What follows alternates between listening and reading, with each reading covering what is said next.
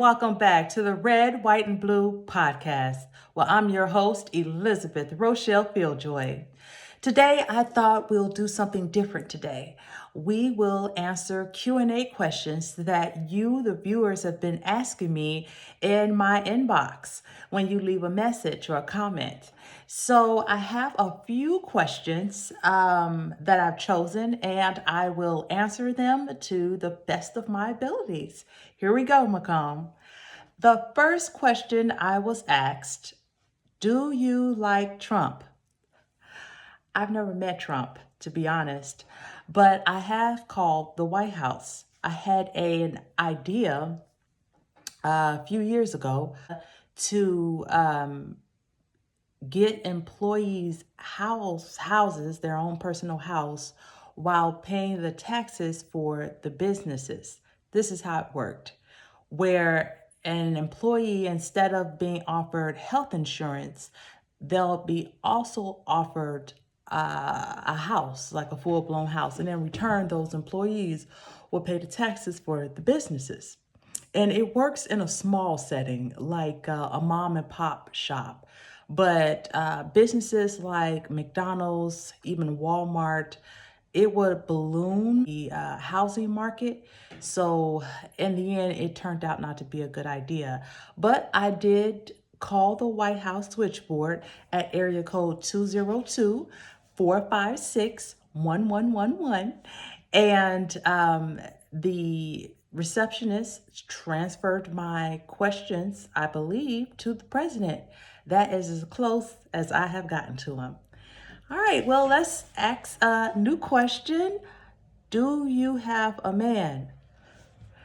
No, I do not have a man. I am celibate. I've been celibate since June of 2021. I stopped dating in 2023. I've been focused on work and a plethora of other things I have going on in my life. But when the holidays come, especially when Valentine's Day come, I open up and I want to get out there, but it just never happens. So that's where I am with that. Next question, why did you move to Macomb?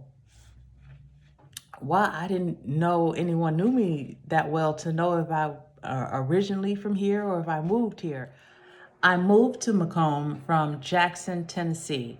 I was born in Jackson, Tennessee. It's a mid-sized town, but it was something that I knew and I wanted a change of pace. I graduated actually from Macomb, Illinois in 2007 with a bachelor's degree. I took classes in communication. And when I graduated, that was our big economic crisis.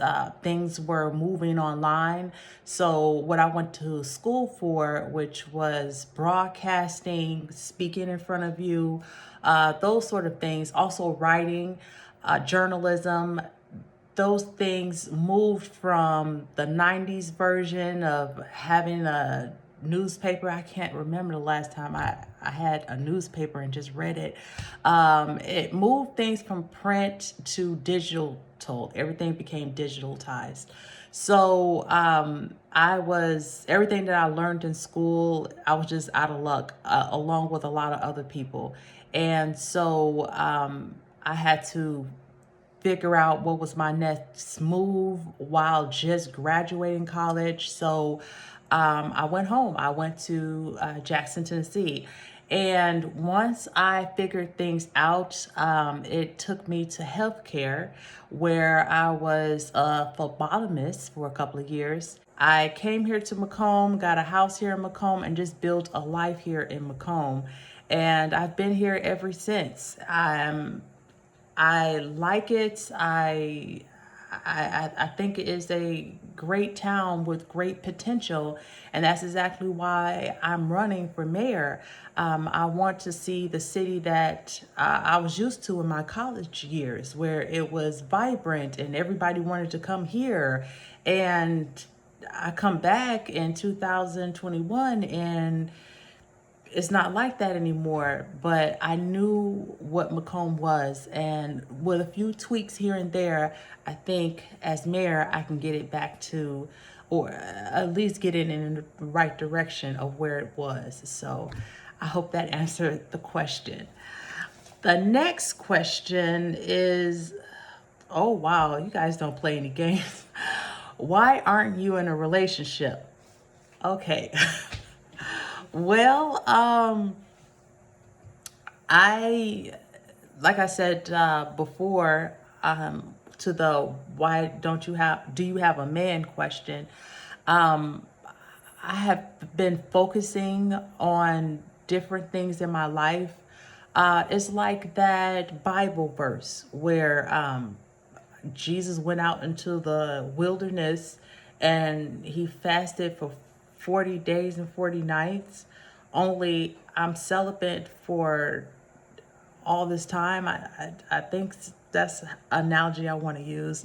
But the question is why aren't I in a relationship? I want to be in a relationship. I am 43 years old and it just hasn't happened for me yet. I want the whole bit, the kids, the husband, the nicer house. I mean, I want all of that, but I need for my town to be okay. I need for my town to be stable. And it requires me putting my hat in the ring and running for mayor. They have a saying, if you want something done right, you got to do it yourself. And so I would like to see this city stable. I would like to see the town grow. I would like to have less taxes.